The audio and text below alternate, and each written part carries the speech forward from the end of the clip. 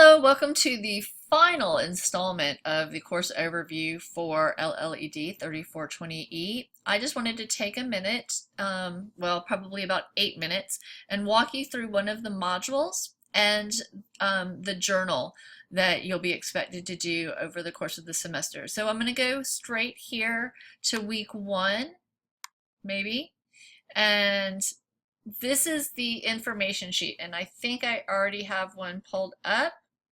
Yes, ready to go.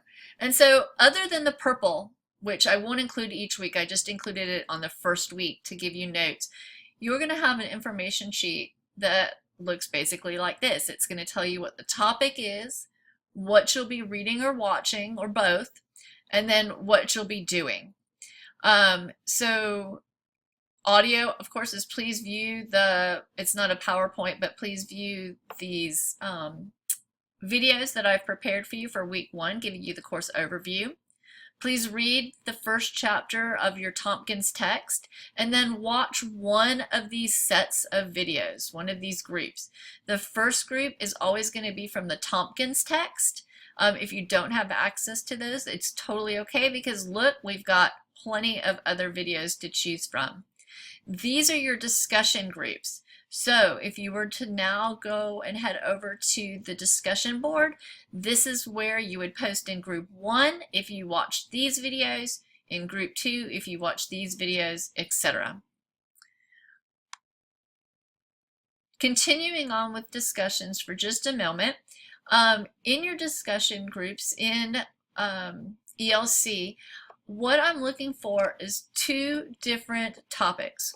First, I'm looking for you to make a connection to what you read and either something that you've read before, or watched, and something that you've read or watched before, something that you've experienced, or something that you've seen out in the world. Maybe that you've seen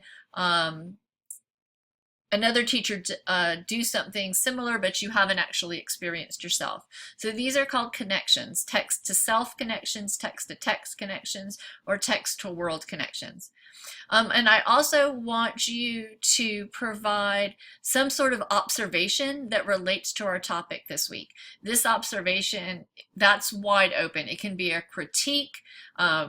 Hey, I noticed that in this reading culture, everything went so smoothly. I feel certain that everything does not go this smoothly in real life. Or, hey, I really liked the way that teacher broke down how to spell certain words by substituting letters, etc. So an observation and a connection. You don't have to separate them into paragraphs. You don't have to label them, but they do need to be included. Normally you'd have a response. Because this week we have a survey, I didn't have you do a response. But in your response, you would just comment on what you read. You might, from somebody else's post, you might say how you've had a similar experience, or you had a totally different take on what the video was talking about. You're welcome to critique your co-students. You just need to be respectful. I encourage you to push them to think about things deeper. That's what collaborative learning is. That's what you would do in your classroom. That's what I would have you do if we were in a classroom. I would say, hey, Anna, I see that you and Abigail are talking about this. What do you think Abigail could do differently? Or what's another way that you would think about this, so that you guys are exploring this topic together? And then you will have a journal entry each week. And so the journal entry, and I will show you the template in just a second, does not have to be an in-depth summary of everything you learned. I'm going to post a topic or a couple topics for you. You are welcome to talk about something else that you want to talk about that relates to this topic. So for example, I ask you what learning theory resonates you with the most, either positively or negatively, and why, or which principle resonated with you the most, and explain why.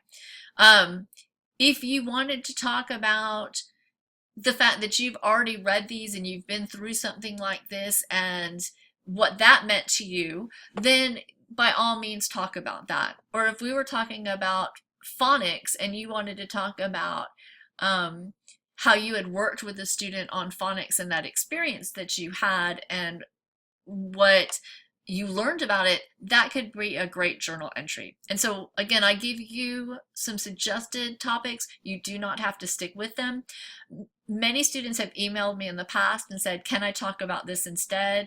I have always said yes. So you do not need to email me, but you're welcome to do so. That's just based on your comfort level. And so if you take a look at the template here,